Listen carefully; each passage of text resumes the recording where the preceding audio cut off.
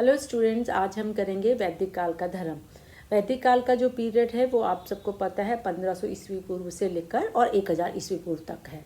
वैदिक धर्म की अगर हम बात करें तो वैदिक लोग ईश्वरवादी थे, यानी वो आस्तिक लोग हैं और वो प्राकृतिक शक्तियों की उपासना कर रहे हैं। प्राकृतिक शक्तियों को वो या प्राकृतिक घटनाओं को वो आध्यात्मिक शक्तियों की अभिव्यक्ति मानते हैं, इसलिए वो प्राकृतिक घटनाओं की उपासना कर रहे हैं और उनकी उपासना वो उनकी दया दृष्टि प्राप्त करने के लिए कर रहे हैं। देवताओं की कल्पना जो है वो मनुष्य के रूप में की गई है। मुख्य अंतर मनुष्य और देवता के बीच में ये है कि देवता जो है वो अमर है और मनुष्य जो है नश्वर है।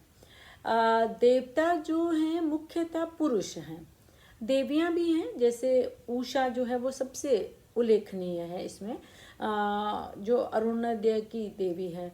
और इसके अलावा गायत्री है, सवित्रु है, वाग्देवी है, अर्यानी है, पुरामधी है, ये देवियां, अदिति है, ये देवियां हैं। किंतु अगर हम देखें कि देवियां जो हैं वो सेकेंडरी प्लेसेस में हैं। फर्स्ट प्लेस में जो प्राइमरी, अगर हम कहें कि प्राइमरी देव जो हैं, मुख्य जो देवता हैं वो पुरुष ही हैं। और अगर देखिए कि देवताओं में ना एक किस्म से कोई वरीयता क्रम नहीं है, यानी कोई स्ट्रैटिफिकेशन नहीं है, बल्कि वो एक तरह से हम मोटा मोटा प्रजातंत्र उनमें पाते हैं। देवता मुख्यतः कल्याणकारी हैं, मतलब मंगलकारी हैं देवता। बल्कि इनफैक्ट ये कहना चाहिए कि सभी देवता सिवाय किसके, रुद्र के, जो कि विनाशकारी देवता माना जाता है। तो रुद्र के अलावा जो सभी देवता हैं वैदिक काल के, मैं बात कर रही हूँ ऋग्वैदिक काल की, तो वैदिक काल के जो देवता हैं वो क्या है, मंगलकारी हैं। क्लियर।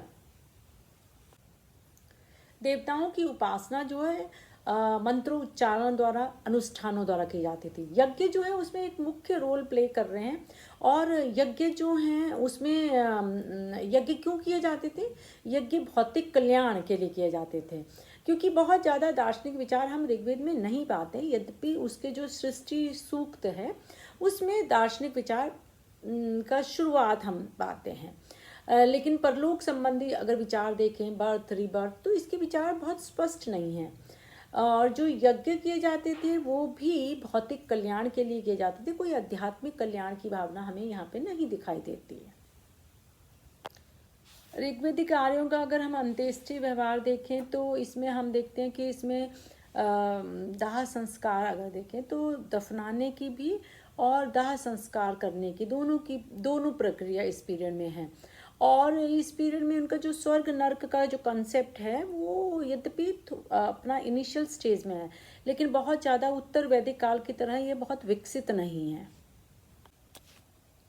ऋग्वेद में हमें देवताओं का 3 प्रकार का वर्गीकरण मिलता है, यानी हम कह सकते हैं कि ब्रह्मांड को 3 लोकों में बांटा हुआ है, पृथ्वी लोक, देवलोक और जो है अंतरिक्ष लोक। या ये कहें कि पृथ्वी पर जो रहने वाले देवता थे, जैसे अगर हम देखें कि पृथ्वी पर रहने वाले देवता कौन से हैं, तो इसमें देख सकते हैं कि अग्नि है, पृथ्वी है और सोम है, और नदियों के देवता जो हैं वो पृथ्वी पर रहने वाले देवता हैं।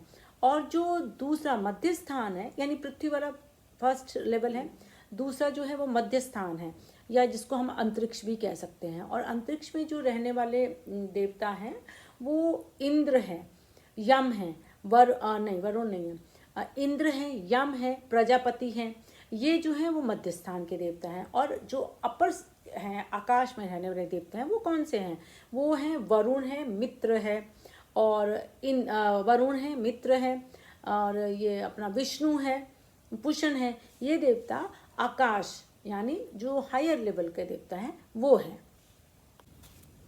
ऋग्वेद का अगर हम देवताओं को देखें तो सबसे जो इम्पोर्टेंट देवता है वो इंद्र है। इंद्र को ऋग्वेद के जो द्वितीय मंडल है उसमें 250 सूक्त डेडिकेटेड हैं। और अगर हम टोटल इनके मंत्रों की संख्या के हिसाब से देखें तो ये कह सकते हैं कि 1/4 जो मंत्र हैं वो इंद्र को डेडिकेटेड है, यानी 250 के लगभग मंत्र उनको डेडिकेटेड, 1/4 या ऋग्वेद के कुल जो सूक्त हैं उसका 25% जो है।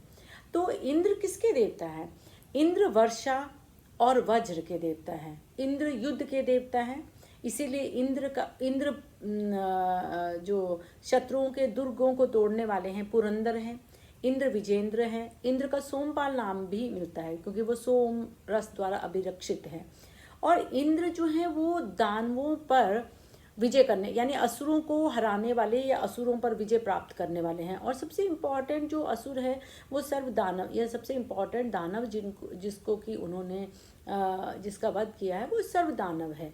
तो इंद्र मुख्यतः इस पीरियड में युद्ध का देवता भी है। और युद्ध का क्योंकि वो देवता है तो इसलिए वो इम्पॉर्टेंट है। कहीं कहीं अगर वो उनको जब पुरंदर कहा जाता है तो ऐसा माना जाता है, कुछ इतिहासकार ये भी मानते हैं कि ये जो पुरंदर हैं यानी इन पुरों को तोड़ने वाला यानी किलों को दुर्गों को तोड़ने वाला। अब ये दुर्ग कौन से हैं? ये जो मॉडर्न टर्मिनोलॉजी में दुर्ग होंगे उस प्रकार के दुर्ग नहीं हैं, लेकिन कुछ हद तक ये माना जा सकता है कि हो सकता है कि ये जो अर्लियर सिविलाइजेशन थी सिंधु घाटी सभ्यता, उनके नगर हो सकते हैं, जो वॉल्ड सिटी हैं वो हो सकते हैं। और ये भी बहुत मतलब ये केवल एक अनुमान है, यानी एक हाइपोथेसिस है। इंद्र का आह्वान किया जाता है युद्ध में विजय प्राप्त के लिए और भौतिक सुखों के लिए। इंद्र के बाद अगर हम देखते हैं तो जो दूसरा इम्पॉर्टेंट देवता है ऋग्वेद काल का तो वो अग्नि है। और अग्नि को लगभग 200 जो सूक्त हैं वो डेडिकेटेड हैं। अग्नि की इम्पोर्टेंस क्या है? अग्नि की इम्पोर्टेंस अगर हम देखें प्रैक्टिकल इम्पोर्टेंस तो अग्नि की प्रैक्टिकल इम्पोर्टेंस बहुत है। इस पीरियड में अग्नि उन्हें जो है किससे ठंड से बचाती है, अग्नि खाना पकाने के काम आती है और अग्नि जो है उन्हें पशुओं से बचाती है। तो अग्नि की प्रैक्टिकल वैल्यू तो है ही, लेकिन अग्नि यहाँ पे किसके रूप में काम कर रही है? अगर हम देखें आध्यात्मिक वैल्यू उसकी, तो अग्नि को देवताओं और मनुष्यों के बीच में, मानवों के बीच में एक मध्यस्थ के रूप में माना जाता है कि अग्नि में जो इसीलिए जब यज्ञ किए जाते हैं तो अग्नि में जो आहुति डाली जाती है, जैसे हम देखते हैं कि इस पीरियड में जो यज्ञ है उनमें आहुति मुख्यतः घी, अनाज की डाली जाती है, घी, अनाज, दूध की डाली जाती है। तो वो जो आहुति है वो अग्नि के द्वारा अग्नि में जो डाली जाती है तो वो धुएं के रूप में देवताओं तक पहुंचती है। तो अग्नि जो है वो देवताओं और मनुष्यों के बीच में एक मध्यस्थ का काम करती है। अग्नि के बारे में ये माना जाता है कि अग्नि पहले स्वर्ग में थी और अग्नि को बाद में पृथ्वी में स्थापित किया गया। राइट। अग्नि को अगर हम देखते हैं तो अग्नि को अतिथि देवता के रूप में भी प्रतिष्ठित किया गया है और अग्नि को इवन देवताओं का मुख कहा गया है, अग्नि को देवताओं का पुरोहित भी कहा गया है। तो अग्नि पूजा का कॉन्सेप्ट कोई आर्यों के समय का नहीं है। अगर हम देखें कि हिंद आर्यों के साथ साथ हिंद ईरानी जो है उसमें भी हम अग्नि पूजा का संकेत पाते हैं। इवन अगर इससे पहले हम देखें आर्यों से पहले तो सिंधु घाटी सभ्यता में भी हमें लोथल और कालीबंगा में अग्निवेदियों के अवशेष प्राप्त हुए हैं। तो अगर उनको भी हम ये मानकर चलें कि ये जो अग्नि पूजा का कंसेप्ट था वो इससे पहले का है, अग्नि पूजा का कंसेप्ट जो है वो इससे आर्यों से भी पहले का है। वरुण को हम तीसरा इम्पॉर्टेंट देवता मान सकते हैं ऋग्वेदिक पीरियड में, क्योंकि वरुण को जो ऋग्वेद के सप्तम मंडल है उसमें 30 सूक्त डेडिकेटेड हैं। और वरुण किस चीज़ का देवता है? वरुण बेसिकली जो ऋतुओं का संयोजक है, यानी ऋतुओं का देवता है, इसलिए वरुण को ऋतुस्य भी कहा गया है। और वरुण जो है वो कई जगह समुद्र का देवता है, पृथ्वी का देवता है। और इवन वरुण को अगर जो वरुण को जो सूक्त डेडिकेटेड है तो उसमें हम जो प्राचीनतम भागवत धर्म है, अगर हम देखें कि भागवत धर्म का प्राचीनतम आधार, इवन भक्तिवाद का प्राचीनतम आधार और इवन कर्मवाद का जो प्राचीनतम आधार है वो हम उन सूक्तों में पा सकते हैं जो कि वरुण को डेडिकेटेड है। तो वरुण के बारे में ये कहा गया कि जो सूर्य है वो वरुण के नेत्र है और आकाश जो है वो उसके वस्त्र है और आकाश वस्त्र है और वायु जो है वो वरुण की श्वास है यानी सांस है। तो वरुण का इम्पोर्टेंस ऋग्वैदिक काल में तो बहुत ज़्यादा है, लेकिन अगर हम देखें कि उत्तर वैदिक काल में वरुण की इम्पोर्टेंस काफ़ी कम हो गई है। और वरुण को अगर हम देखें तो जो वरुण देवता जो हैं वो मिलते हैं ईरान के अहुर माजदा से, और इवन यूनानियों में जो ऑर्नोस देवता है उससे रिजेंबल करते हैं वरुण, राइट। सोम जो है वो ईरान के होम देवता और यूनान के डियोनिस देवता से रिजेंबल करते हैं। और सोम के बाद अगर हम देखें तो आकाश के लेवल में जो देवता हमने करे थे, 3 स्थान मैंने बताया था आपको, पृथ्वी, आकाश और अंतरिक्ष। तो आकाश में जो देवता है सूर्य बहुत इंपॉर्टेंट है। सूर्य का वाहन क्या है? श्वेत अश्व, और गरुड़ जो है वो सूर्य का वाहन है। सूर्य जो है वरुण के नेत्र हैं, वरुण देवता के नेत्र हैं। और सूर्य जो है चर और अचर मनुष्य सबके रक्षक हैं। तो सूर्य इसलिए इम्पॉर्टेंट है। और सूर्य की 5 रूपों में हम देखते हैं कि उपासना की जाती है। सूर्य है, मित्र है, सवितु है, विष्णु है और पुष्ण है। तो इनके रूप में 5 रूपों में सूर्य की उपासना की जाती है। ऋग्वेद काल में जो रुद्र हैं वो एकमात्र देवता ऐसे हैं कि जो डर उत्पन्न करने वाले हैं, यानी जो अहितकारी हैं। बाकी सब देवता जैसे कि मैंने आपको पहले भी बताया था कि वो मंगलकारी हैं, केवल रुद्र जो है वो अमंगलकारी या अहितकारी देवता है। और रुद्र जो है, रुद्र को ऐसा ही ट्रीट किया जाता है जैसे कि आत्माओं को ट्रीट किया जाता था। जैसे कि आत्माओं को बलि नहीं दी जाती थी, उनको खाद्य पदार्थों का गोला बनाकर दिया जाता था, इसी तरह रुद्र को ट्रीट किया जाता है। और रुद्र के पुत्र मारुत हैं जो कि वर्षा और तूफान का सृजन करते हैं। और कई जो रुद्र के बारे में इंफॉर्मेशन हमें मिलती है यजुर्वेद के जो शतुद्र सूक्त है उसमें मिलती है, जिसमें कि रुद्र को पशुओं का देवता कहा गया। और एक ऐसा ही देवता पशुओं का अगर हम देखें तो पुषण है।